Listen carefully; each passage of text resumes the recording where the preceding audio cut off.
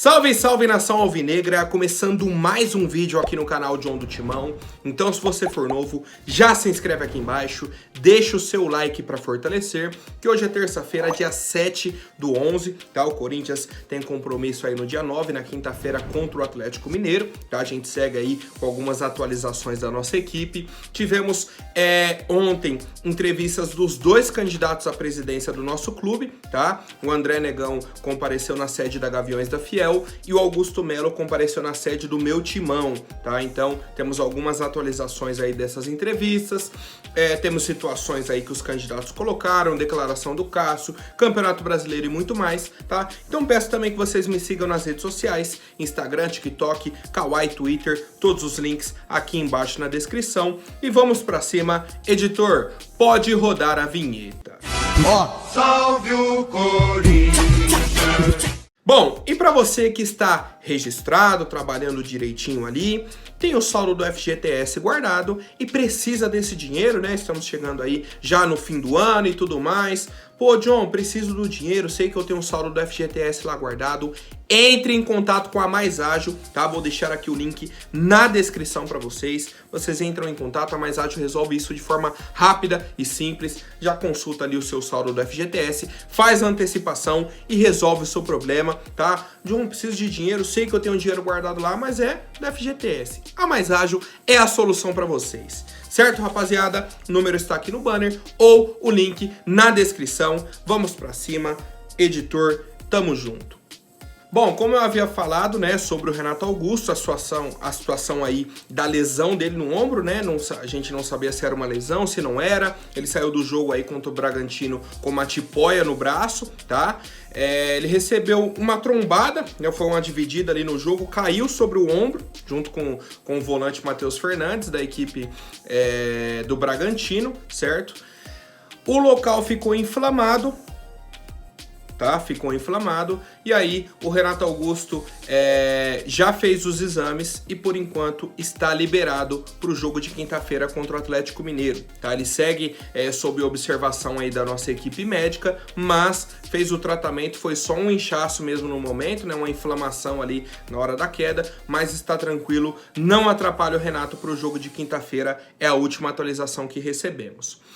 Outro jogador que teve um problema no ombro, tá, foi o Felipe Augusto, que também dividiu aí com o Léo Ortiz, zagueiro da equipe do Bragantino, fez um tratamento no CT, certo, na tarde de ontem, teve um deslocamento no ombro e é dúvida para o jogo de quinta-feira.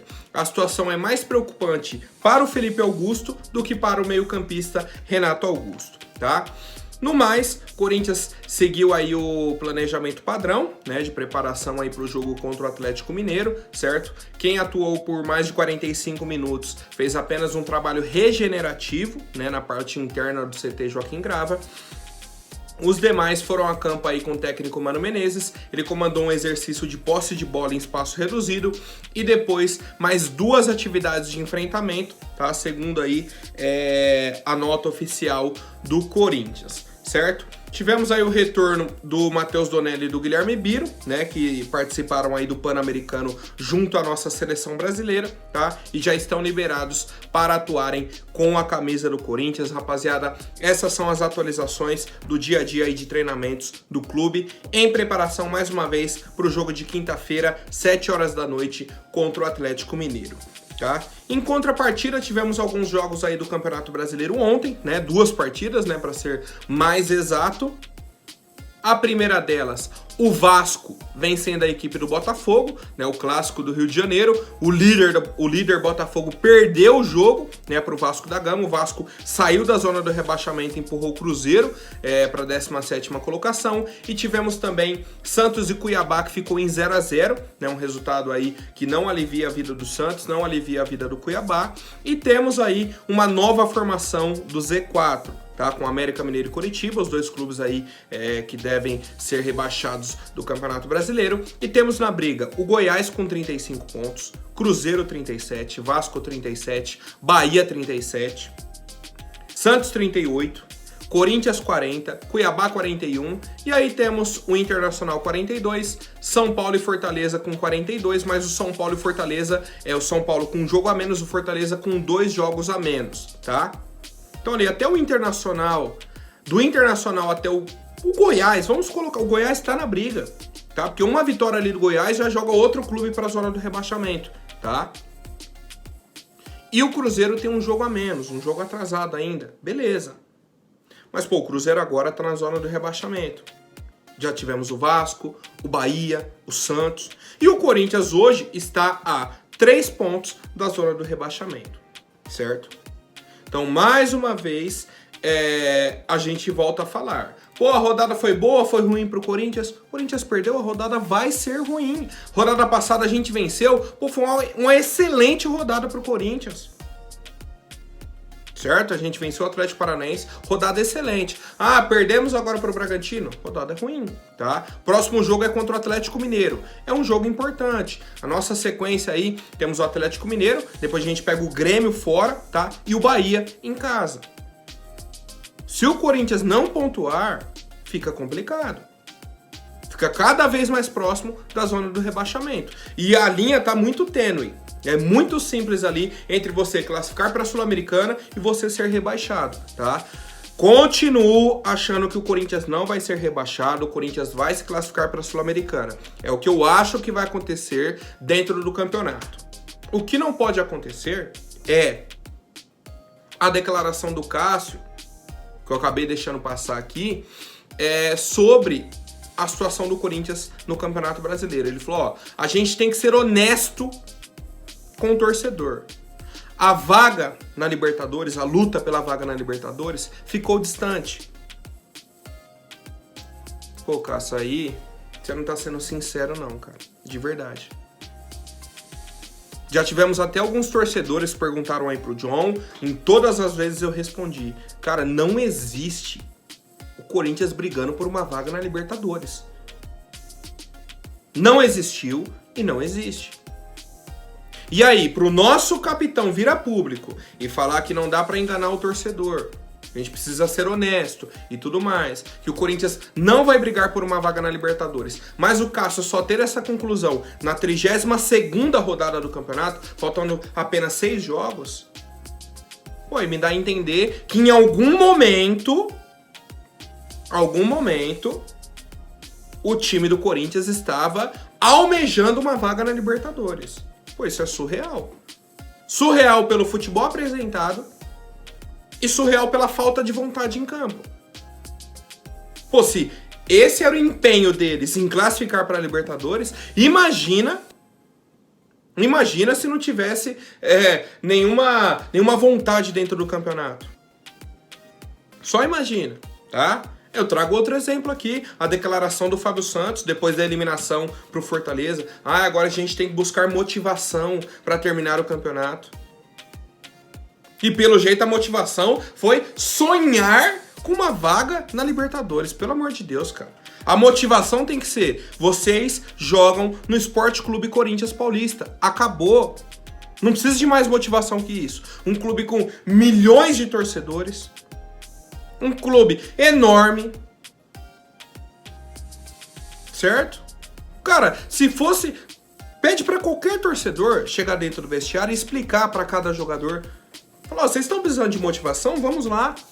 Pô, qualquer torcedor conseguiria fazer isso. Mas, pelo visto, o nosso capitão estava focado na classificação pra Libertadores e agora viu que ficou difícil. Pô, é surreal, né, rapaziada? Parece que eles estão no mundo da lua. Parece que eles estão vendo outra situação pro Corinthians que a gente não enxerga e eu quero saber a opinião de vocês, rapaziada. Bom, agora falando sobre algumas entrevistas, tá? Vou começar aqui pelo Augusto Melo, compareceu aí no estúdio do pessoal do Meu Timão, tá? Fez uma entrevista aí longa, falou sobre diversos assuntos e tudo mais. E o principal ponto que eu trago aqui, tá? É sobre a questão da categoria de base. O Augusto Melo bateu muito nessa tecla de que vai investir na categoria de base, tá? Ele falou que a obra do CT da categoria de base já é uma prioridade do clube desde 2011 e até agora não temos um desfecho. O Duílio disse que está focado nisso também e tudo mais, mas a gente não vê uma resolução disso, tá? E o Augusto Melo trouxe que é a palavra dele, que ele ganhando as eleições Assim que ele assumir no dia seguinte, já começa a colocar tijolo no hotel do CT da categoria de base. Tá? Ele falou que o projeto que tem hoje é bonito, mas é mal arquitetado. Tá? Ele falou que precisam de um alojamento melhor e tudo mais, questão de estrutura, que ele vai melhorar isso, vai investir na categoria de base do Corinthians. Tá? Ele falou, ó, investindo naquilo que é o coração, se você for analisar, é muito barato para o retorno que isso pode nos trazer.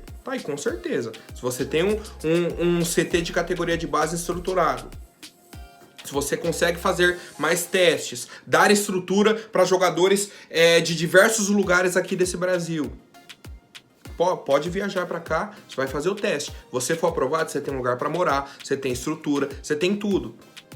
Pô, aí você começa a revelar mais jogadores. E aí você não vai revelar só o jogador que vai ser o titular do Corinthians, da seleção brasileira, que vai para a Europa. Não, você vai revelar um jogador também que vai subir para o time principal, não vai se firmar, e você vai vender, por exemplo, para o Goiás, para o Cuiabá, para o Fortaleza. Tá? Não é só fenômeno que você revela, você vai revelar jogadores do campeonato. Tá? Jogadores do dia a dia, do futebol brasileiro. Pô, Diogo, mas beleza, e esse jogador do futebol brasileiro que eu tô falando, ele vale pouco, ele vale, comparado, obviamente, a craques, ele vai valer 3, 4, 5 milhões de reais, 10 milhões de reais, uma venda. Beleza. Só que quanto que você investiu lá no começo? Menos do que isso. Então, assim, é um negócio rentável, é um negócio que gira, tá? Então, assim, concordo aí com o Augusto Melo nessa questão de que deve ser uma das prioridades para 2024, esse foco aí no CT da categoria de base, tá? Ele falou também sobre a questão do Parque São Jorge, que ele vai mexer também para o futebol feminino, tá? Uma das propostas aí, e muito mais, tá? Para quem quiser conferir a entrevista completa, está no canal do meu Timão, tá? E eu sigo agora com a entrevista do André Negão, certo? Um dos principais pontos citados pelo André foi o nome do diretor financeiro, caso o André Negão seja eleito como presidente do Corinthians, tá? Se trata do João Carlos Chedi, tá? Ele já tem 75 anos, é ex-vice-presidente do Banco Safra, tá? O André Negão disse que já conversou com ele, ele aceitou o convite, tá? E caso o André Negão seja eleito, o João Carlos Chedi assume o departamento financeiro do Corinthians, tá? Ele vai ser o diretor financeiro entre 2024 e 2026. Bom, eu particularmente conheço muito pouco, tá, do senhor João Carlos Chedi, mas é um cara, assim, renomado no setor financeiro, né, até pelo cargo que ele exercia no Banco Safra e tudo mais. Bom, em caso de vitória do André Negão, que seja um cara que goste do clube, que trabalhe bem, que seja um profissional de alto nível e que ajude o Corinthians. Tá? Acho que não tem muito do que a gente fugir aí, no que a gente espera de um diretor financeiro. Tá? Agora vamos para outra pergunta que foi feita ao André Negão, tá? Sobre a questão de jogadores que chegam no Corinthians através de empresários. Diversas contratações que temos, o Corinthians foi e contratou. Não tinha nada a ver com o que a gente precisava, com a qualidade técnica exigida dentro do Corinthians. O cara não tem condições de atuar com a camisa do Corinthians, mas é contratado. Aí você vai ver, é do mesmo empresário que foi contratado fulano, ciclano, beltrano. Sempre do mesmo empresário, tá? São grupos de empresários ali que a gente tem, que são cartas marcadas no Corinthians, tá? E aí perguntaram pro André Negão qual a opinião dele sobre isso, o que aconteceria em 2024, né, caso ele assumisse, se ele contrataria jogadores de empresários. Ele disse que desconhece essa prática dentro do clube, tá? Mas se alguém tiver alguma informação e conseguir provar, pode ter certeza que eles vão tomar uma providência, tá? Só que ele disse que no mandato dele, quem vai contratar é o treinador e a comissão técnica, tá? Junto com o executivo de futebol, que ele vai providenciar para o clube para 2024. E aí, cara, seria muito bacana se isso acontecesse, tá? Seja com o André Negão, seja com o Augusto Melo. Não importa o candidato. Seria muito bom que as contratações passassem pela comissão técnica primeiro, né, o treinador e a comissão, pelo executivo de futebol, que são pessoas que estão ali focadas nisso. Tá? Só que o André falar que desconhece essa situação de empresários que acontece hoje no Corinthians, pô, é complicado, cara. Ele olhar pro torcedor e dar risada, tá? Ainda mais a gente já sabendo a questão do André Negão, que teve o filho dele jogando aqui no Corinthians durante anos e anos e anos e anos, e contrato renovado. Renovaram o contrato dele 1, 2, 3 vezes. E ele sem jogar com a camisa do Corinthians. Foi emprestado para alguns clubes, nem em clubes menores ele jogou, voltava pro Corinthians, pô, não tem espaço, não tá jogando, foi emprestado, não jogou, tem que rescindir o contrato. Não, renova.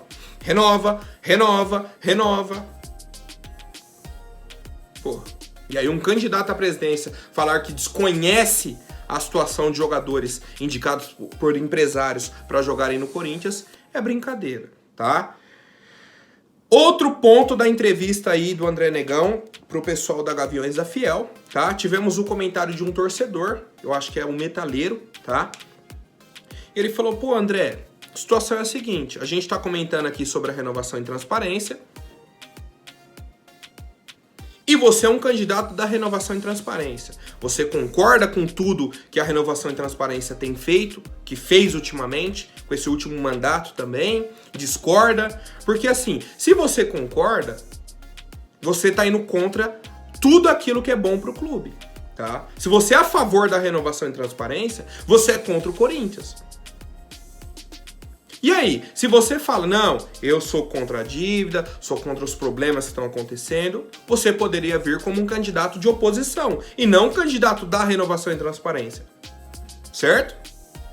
Ou você é o candidato da renovação e transparência e concorda com a gestão que eles vêm tendo, ou você é um candidato de oposição. E aí o André Negão deu uma volta para falar que ele não é candidato da renovação e transparência. Ele é um candidato do Corinthians.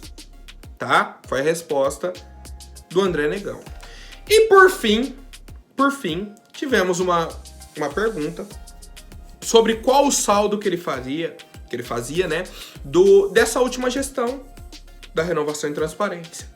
Pontos positivos, pontos negativos. O que ele achava? Pô, o que a renovação e transparência fez de bom? O que fez de ruim? O que tem que melhorar? Qual que era o saldo? Tá? E aí eu vou até passar o trecho aqui, só o áudio, tá? Porque eu acho que vai dar a questão aí de direito de imagem e tudo mais, peço até autorização do pessoal aí da Gaviões. Vou só passar o áudio, o trecho aqui, 15 segundos, do começo da resposta dele. Ele começou a responder, eu parei de assistir, tá? Vamos lá. Você poderia colocar pontos negativos e pontos positivos? O ponto positivo hoje é o tamanho da nossa dívida. Eu acho que... Você poderia colocar pontos positivos, pontos negativos? E aí o André Negão entra e fala, bom, acho que o ponto positivo hoje é o tamanho da nossa dívida. Cara, ali eu fechei, falei, não dá, cara, não dá. Não importa nem o que ele vai falar na sequência. Ele falar que um time hoje, que tem 1 bilhão e 700 milhões de dívida, tá? Incluindo o valor do clube e a dívida do estádio, é o ponto positivo da gestão. Não quero nem saber qual é o argumento dele para justificar esse ponto positivo. Pô, não dá, cara, de verdade. De verdade. É dar risada na cara do torcedor. E aí o pior pra mim, são as pessoas que deixam uma pessoa como o André Negão, que ao meu ver está totalmente despreparada, concorrer à presidência do clube do tamanho que é o Corinthians, cara. Como que um cara desse chega na posição de concorrer à presidência do Corinthians? Para ele chegar e falar que o ponto positivo da renovação e transparência é o tamanho da dívida, 1 bilhão e 700 milhões. Chega a ser piada com a cara do torcedor e eu quero saber a opinião de vocês, rapaziada. Onde que vão deixar o Corinthians? Onde que vai parar tudo isso? Como que vai acabar isso? Vai acabar bem pro clube, mal pro clube? O que vai acontecer daqui pra frente? É a resposta que a gente busca e eu quero saber a opinião de vocês, rapaziada. Por hoje é isso. Amanhã eu volto com mais novidades sobre o nosso Coringão. Até mais, um forte abraço e vai Corinthians!